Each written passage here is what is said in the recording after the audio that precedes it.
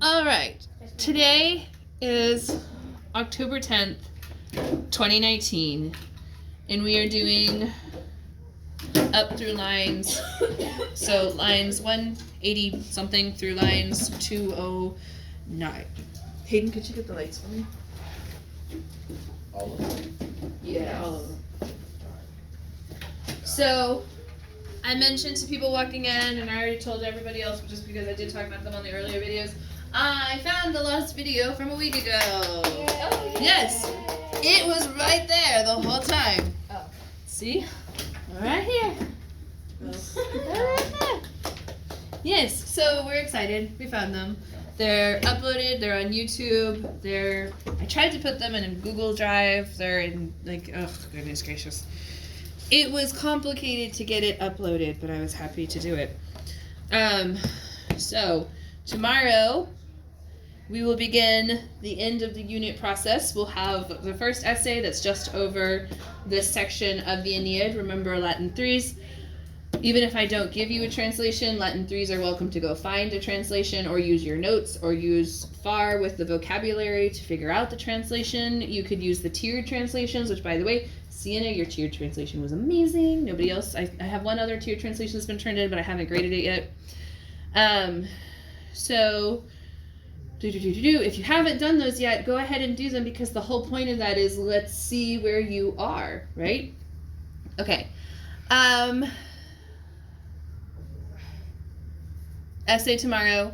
We'll do our Unit 2 essay that connects the section of Caesar and the connection of Virgil to kind of make you think about the two of them together. Remember, the theme of this one is like leadership styles and how the different leaders handle setbacks. And we're finally getting to the section that shows, we're finally in the sections that shows Aeneas as a leader. So far we've had him, he goes and he looks for his lost people, and he doesn't find his lost people, so then he gets his people that he does have food, and now he's going to give them the speech.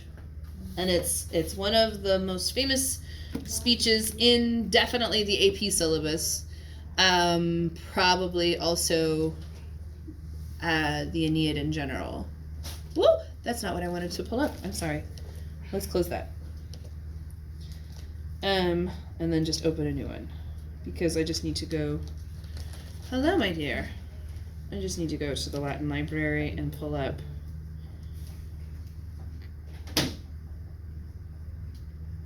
What is it? I'm actually just going to stop. No, I don't want to do that because then I have to take it out and reset it. It's just, sorry. Okay, we'll figure it out.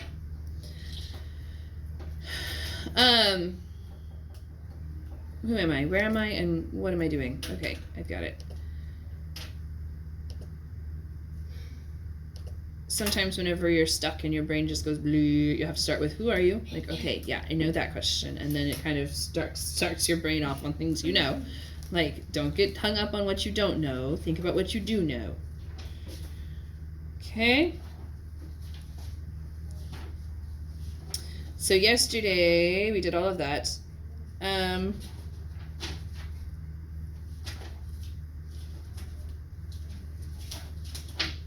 Where am I starting? 195?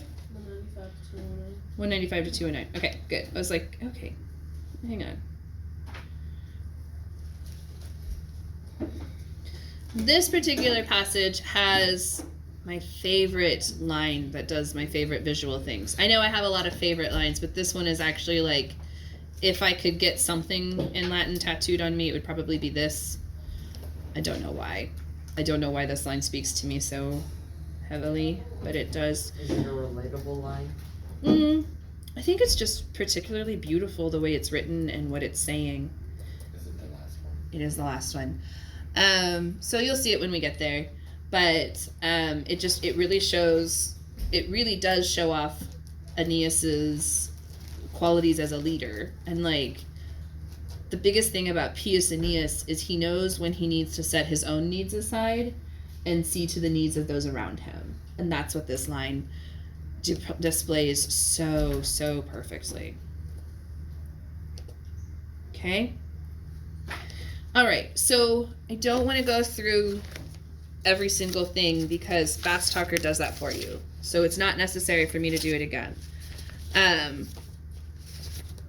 videos are getting quite long because I have still been kind of translating them because it's just natural. But I do want to make sure that you know that, for instance, Huai's antecedent is Weena. Okay? So he divides the wine, which Good Aeneid then had like handed over to them on the Trinakian shores, or that he had loaded, he had loaded into jars and had given to them going, and they call Acestes a hero. Okay. So after he gave them the stags, and then he divided up. So like this wouldn't be just any wine. This would be like a celebratory wine. This is a good wine. Okay? So he gets out the good wine and he divides it, and then he soothes their hearts, not just any hearts, but I knew I should have written down Marintia. Their grieving hearts. I don't think that's exactly what it means, but that would definitely get you there.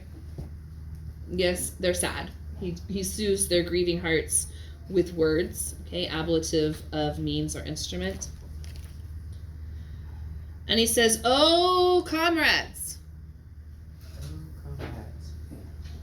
we are not ignorant of evils before."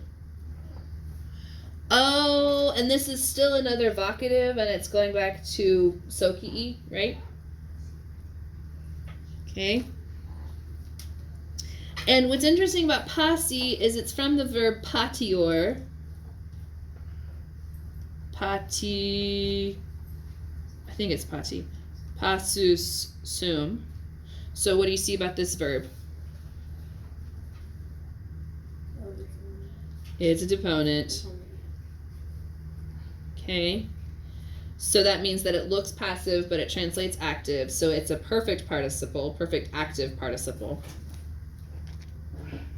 Okay.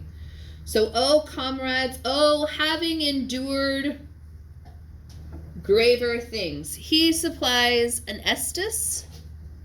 No, he doesn't. You can provide an estus. But you don't have to. You can just say, oh, having endured graver things. If you want to add the y'all have endured graver things, you can. But he's really just saying, okay. But anyways, so Deus finim his quoque dabit. The God will also give an end to these things.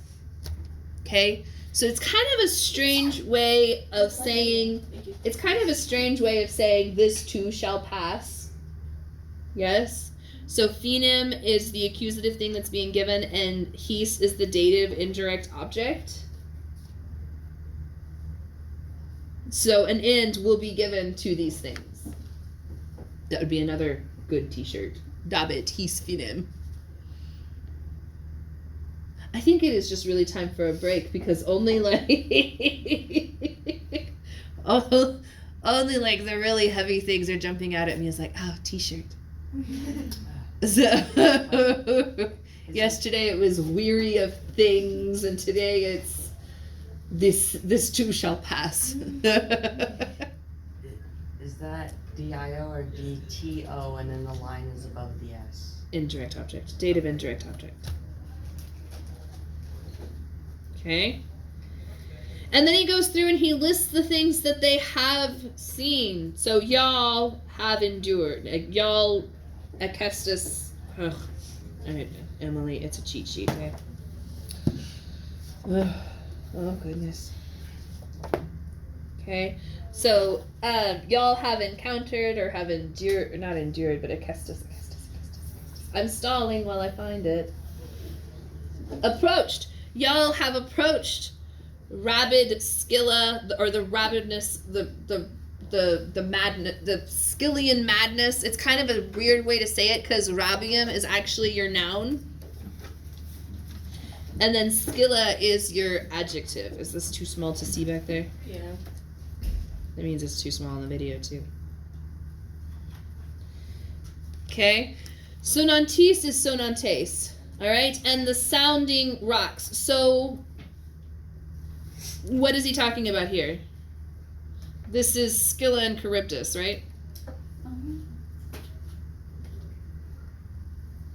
Why doesn't he say Charybdis? Why does he say sounding rocks?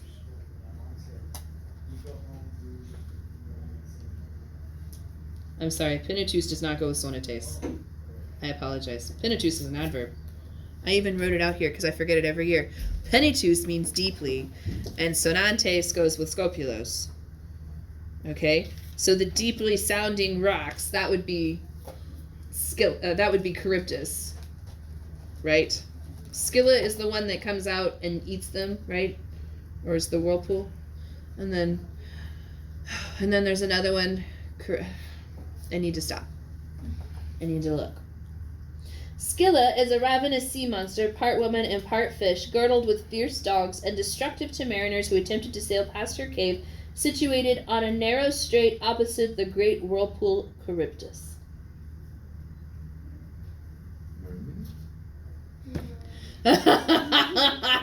Mermaid, Hayden asks. Ravenous sea monster. No, not a mermaid. No.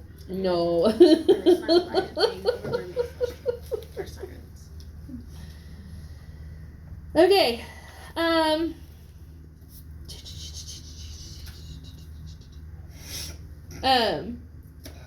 So in book 3 remember book 2 and book 3 is Aeneas talking about all of the things that they go over, like all the things that they've endured. So this is kind of a foreshadowing of something that's already happened to the Trojans, but Virgil is foreshadowing something that he's going to talk about later. Does that make sense? Yeah. Okay. So because the way it works, book 1 is like present in the story. Book 1 is present time. Book 2 and 3 is past time, and then book 4 is back to the present. And then 5, 6, it all carries on into the present. But 2, 3 is like a giant flashback. Okay. So, and you have tried experti. Yes, from experior. So you have experienced or you have tried Cyclopean rocks. So basically, if I remember correctly, they went close enough to the Cyclops island that Polyphemus, the blind Polyphemus, threw rocks at them. He's like, "Who are you? Are you coming to hurt me again?" And he threw rocks at them until they went away. If I remember correctly. I could be wrong. Yeah. Yeah. I mean, Rick Riordan really knows his stuff. Until he gets it wrong, and then I guess he publishes other things to be like, nope, Disney messed it up. Here. Okay? And then he says, call back your spirits, and send away your sad fear. Like, I know you're scared. I know you're tired. Pull yourself together. I see your hand, Cohen. What's up? Above scopulos, what's the little squiggle right next to the line? Arrow thing. Is that an arrow? But it might have been like an N or an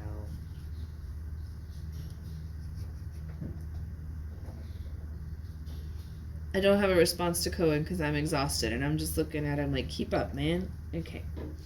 It's nothing. It's just a scribble. It's me trying to draw a line from Sonantes to Scopulos. And it started as an arrow, and it ended up not an arrow. Quit being so judgy. Yeah.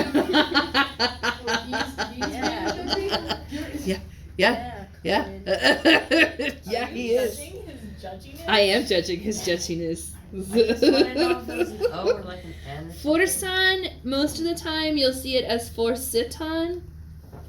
So why would he take out the it? Meter. Good job.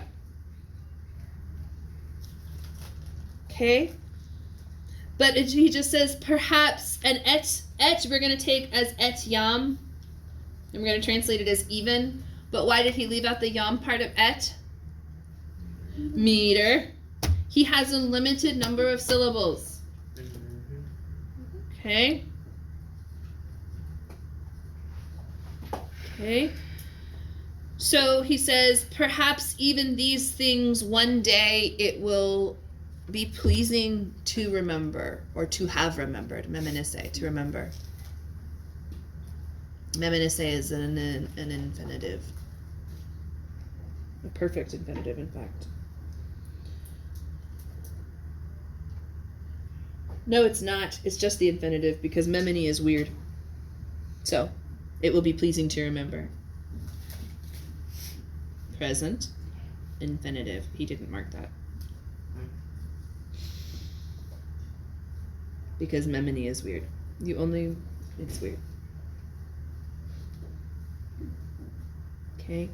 Through various causes, through so many dangerous things, we stretch tendimus into latium.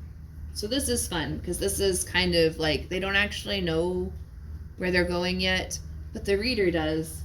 So Virgil just goes ahead and says it. Yet, where the fates have shown quiet cease. Okay, so this is very Roman, yes? The fates are driving them. And ilik, meaning there, okay, which is heek. Heek would be here, and ilik would be there. Everybody hear that? Yes? Okay. Fas, and we're missing an est. And why are we missing an est? Meter. You guys are getting good at that, all right? Okay.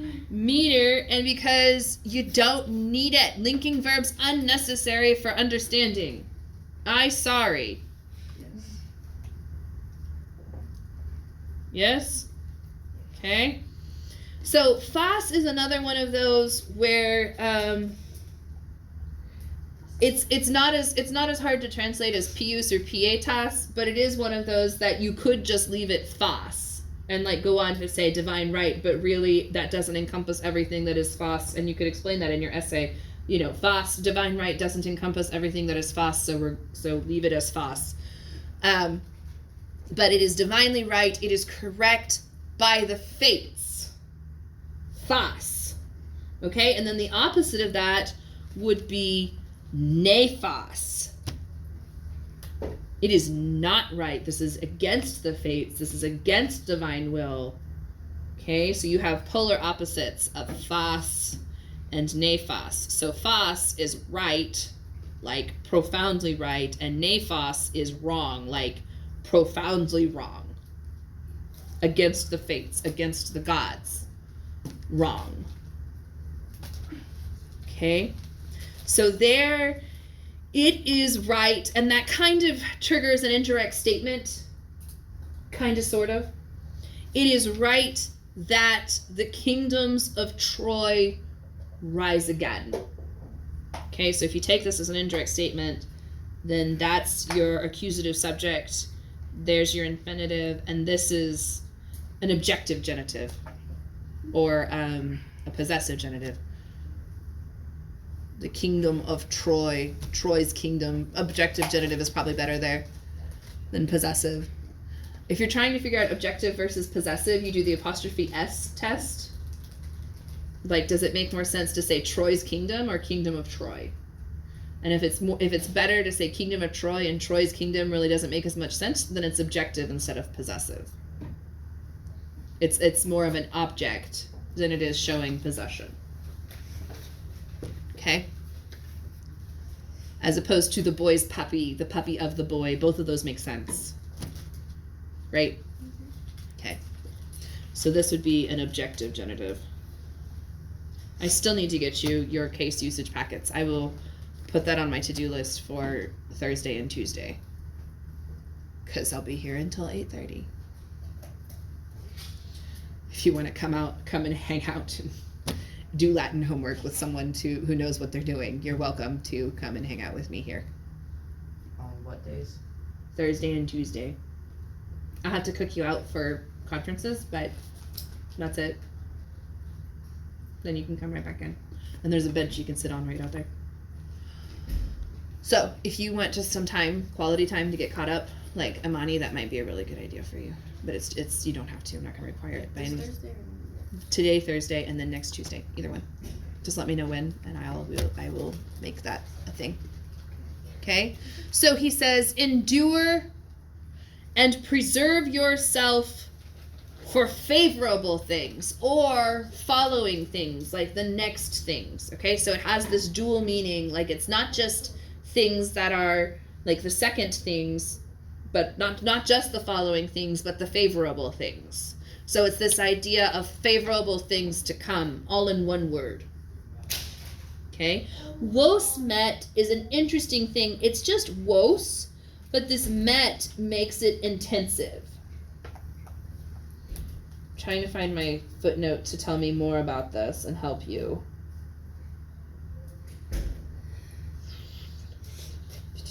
You're not going to say anything, Hans, because that's really jerky of you. Anyways, it's just adding emphasis. That's all it is. He gave up a whole emphasis. He gave up a whole syllable to be like, you. Okay, all right, not just you, but you.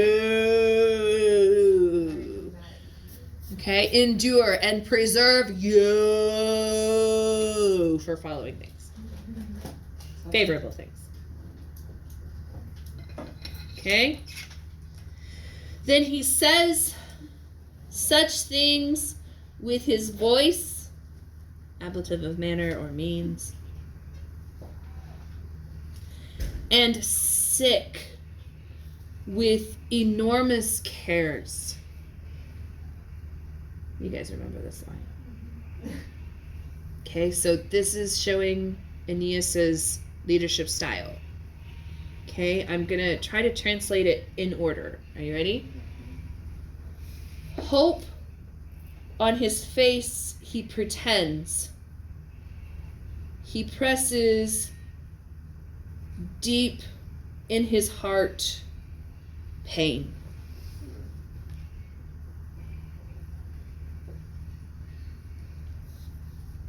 I love this line. First of all, it's a chiasmus. Everybody see the chiasmus? Yes? Woo! A, B, it's actually a double chiasmus. C, C, B, A. All right? It's almost a golden line. They don't have us cover that anymore, but a golden line is where you have a perfect either synchesis or chiasmus with a verb in the middle, and it just lines up perfectly. So it's like A, B, verb, B, A, or A, B, verb, A, B. That's called a golden line. You don't have to know anything about that anymore.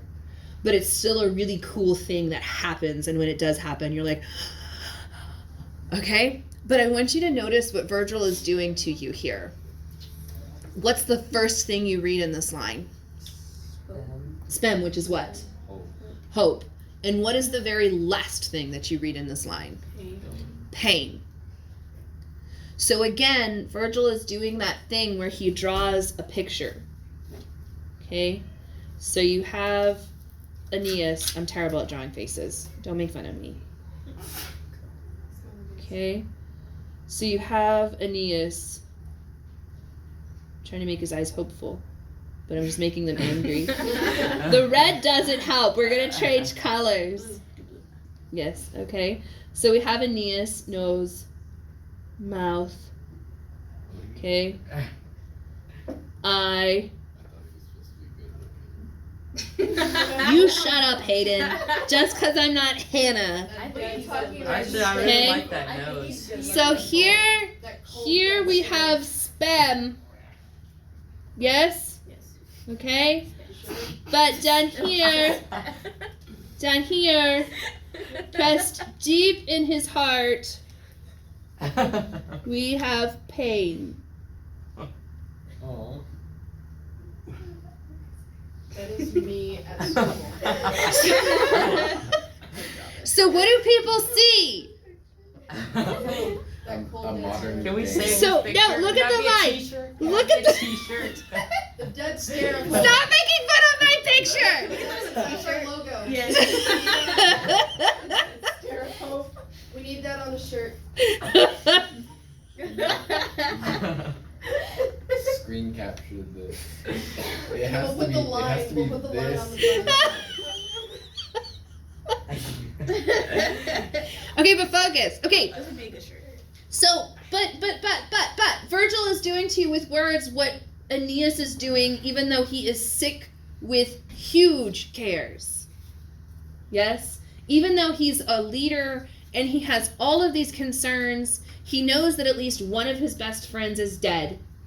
He doesn't know what happened because he watched it. He watched that ship be crushed and ripped apart and smashed at the bottom of the sea. And the rest of them, he doesn't know where they are.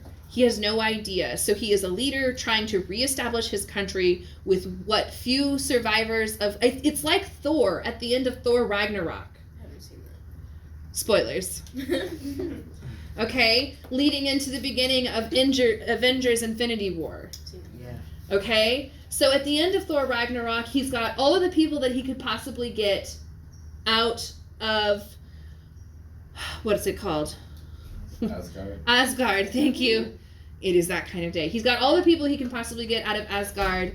Heimdall has told him Asgard is a people, not a place. They're on this ship and they're sailing off, and then Infinity Wars starts off with half of them are dead.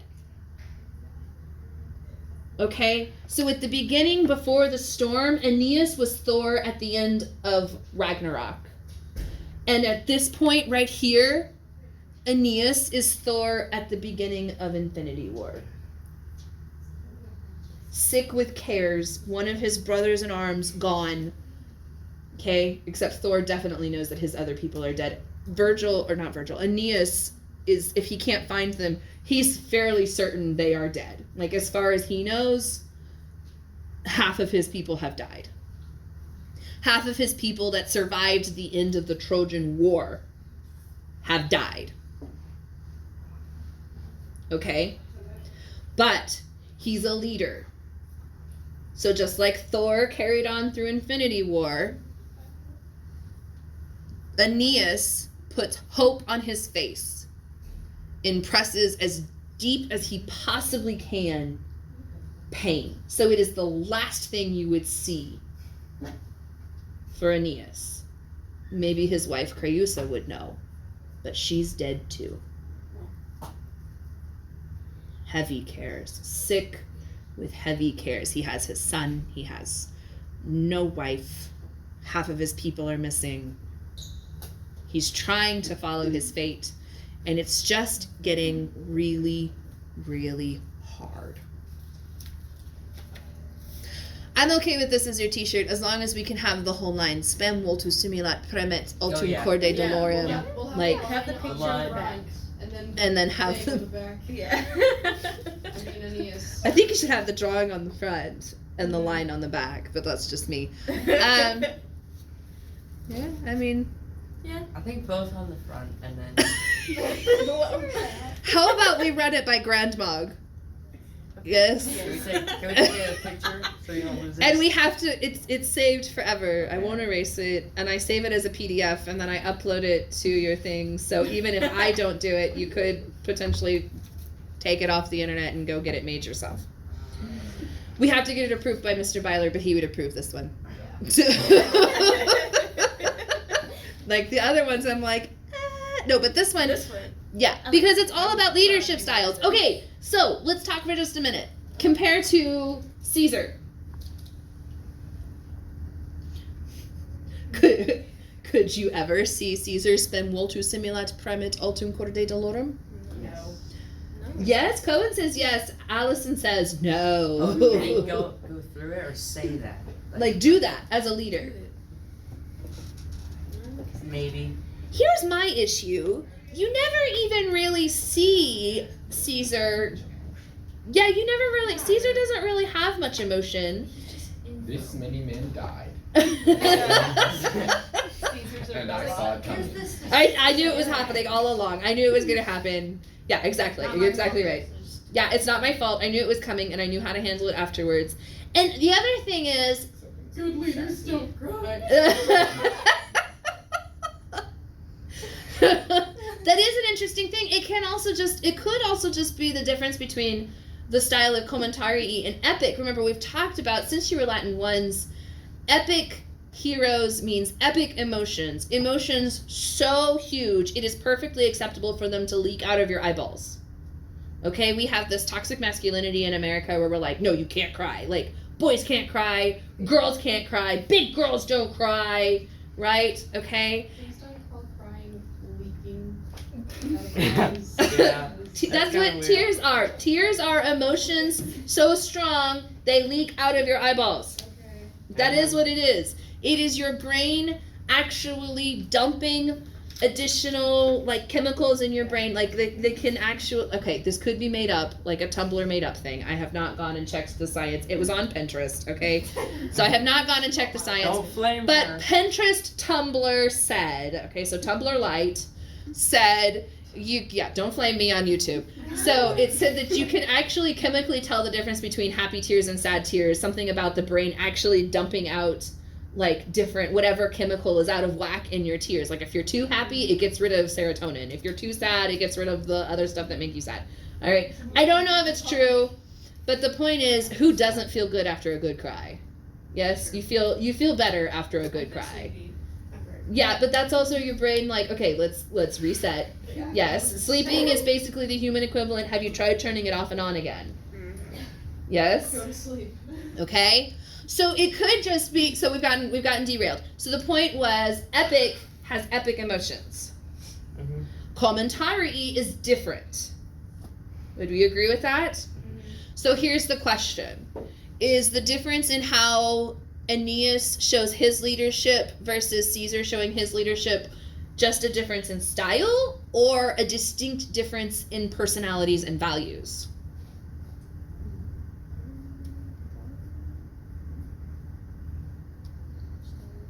Is that a yes question? Could it be yes? It could be yes. I don't know. I'm just asking you guys. Like, you guys are the first people. Like, I've never had scholarly discussions about this outside of this classroom. Like, this is it. This is where we discuss. This is our platform. I think it could be different. It could be different. You think it comes down to different personalities? Is that because we hate Caesar? I feel like I think it's because different teaching. Different teaching? I mean, Like, I teach it differently? I don't know. I just feel like Caesar's probably like, maybe he was taught. I don't know. Ah, taught that's a differently good point. to think of. It could be a combination of both. Yes, I mean, probably. probably. It's like It's just writing style. Caesar does seem less emotional. It's probably in part due to the style, Mm-hmm. but it might also in part be due to his personality. Mm-hmm.